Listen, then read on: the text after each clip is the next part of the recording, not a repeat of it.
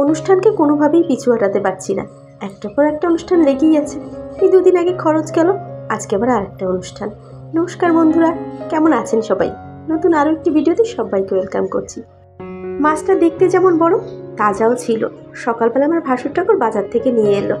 শেষ দিদির দায়িত্ব পড়েছে মাছটা কাটার জন্য, আর আমার দায়িত্ব পড়েছে মশলাগুলো সব রেডি করার জন্য। বাড়িতে এলে আমার না রান্নার দায়িত্বটা তেমন একটা থাকে না। এই মশলাপাতি বাটা বা সবজি কেটে দেওয়া, এগুলোরই দায়িত্ব থাকে বেশি। আর দিদিভাইয়ের দায়িত্ব থাকে রান্না বান্না করার জন্য। উনি বলে যে তোমরা সকলে আমাকে গুছিয়ে দিও, আমি বসে বসে রান্না করব। কই মাছ দিয়ে কচুর তরকারি হয়ে গেল প্রায়। দিদি ফোড়ন দিয়ে নামিয়ে নিল, আর এদিকে আমাকে বলল যে মাছগুলো তুমি ভাজি করে নাও, আমি পরে এসে রান্না করছি।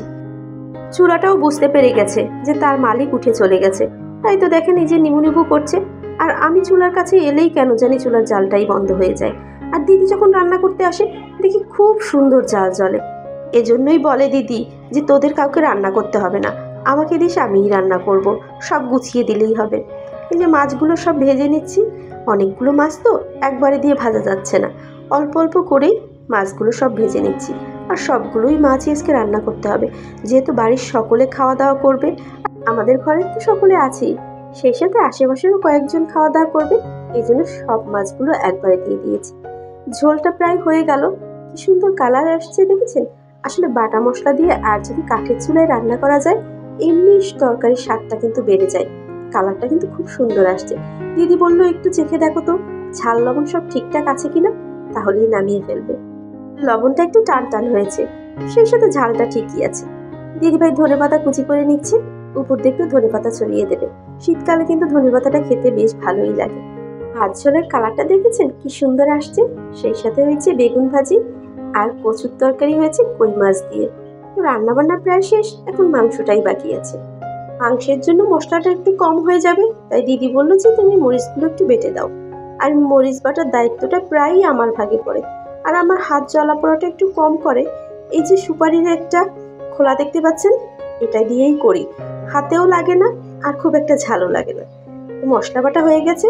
আমাদের মতো আপনারা কারা কারা বাটা মশলা খেতে পছন্দ করেন অবশ্যই কমেন্ট করে জানাবেন। মরিচটা নামিয়ে নিচ্ছি, আর আগেই জিরে বেটে নিয়েছি, পেঁয়াজ রসুন সব বাটা শেষ। আর মাংসটাও দিদিভাই রেডি করে ফেলেছে। এবার মাংসটা রান্নার পালা।